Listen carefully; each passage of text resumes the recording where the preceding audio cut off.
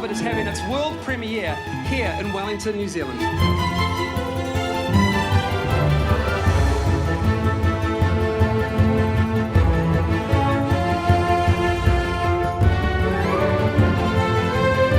Once you're on set, you have a big job to do. You know, we were shooting for 18 months, huge logistics all around New Zealand. But fortunately we had an incredible crew, great support behind us. But shooting the movie is always the hardest part. I love Bilbo. I love the whole. You know, it's a fantastic world. It's a fantastic story, and I'm very genuinely honoured to be doing it. Yeah. This wasn't really part of my world as a kid, so I had to come to it quite freshly as a grown-up. And I can totally see why it is so beloved by people, you know, because it is by me now. Well, the whole thing, I mean, it's called An Unexpected Journey, but I think for all of us it was extremely unexpected. And I think the film for the fans will be unexpected as well. I never thought that I would play a dwarf, so I was kind of suspicious and surprised that they asked me.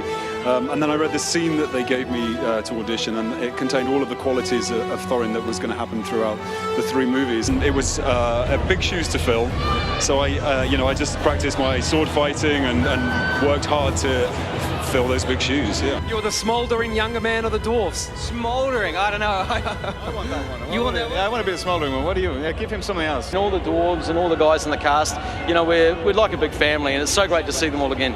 Well, what's interesting in the film and in the book, of course, the dwarves go on this journey, but we as actors were doing the same thing. I'm actually the odd one out because I have an orc axe buried in my forehead.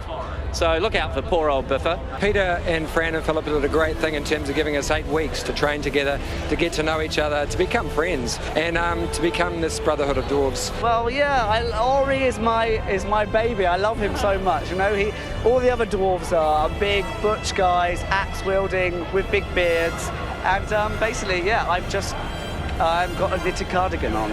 I'm running about inside my higgledy-piggledy house, and it was just, I was given this amazing freedom to improvise. Being somewhat older than some of them, I did find it a little difficult to keep up with them sometimes, you know, especially wearing huge costumes. It was a bit hot, it was a bit heavy, and if they said, sorry, we've got to start again tomorrow, I would do it.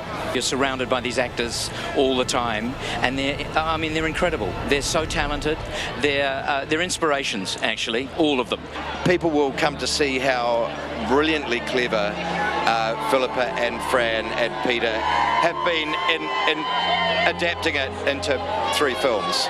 You know, you try really hard and you're focused so intently on what you're doing, and this is just like the icing on the cake, especially when you see all these incredible fans come out for the film. It's heartwarming. I honestly feel like every time I land in Wellington Airport, it feels like I'm coming home.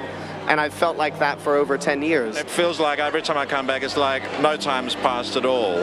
And even though 10, 12 years have gone by, it feels like it's, you know, nothing's changed in some ways. And yet what he's doing with the films has grown and grown and grown each time. So it's always a real pleasure and a thrill to come back. What was your favourite part of the film that you're in? Can you give anything away? That I'm in? Yeah. The killing.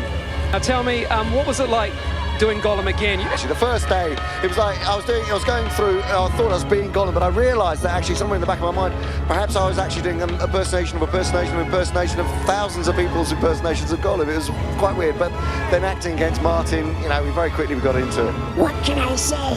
Well, precious, you can say it's nice to be back, isn't it? Yes.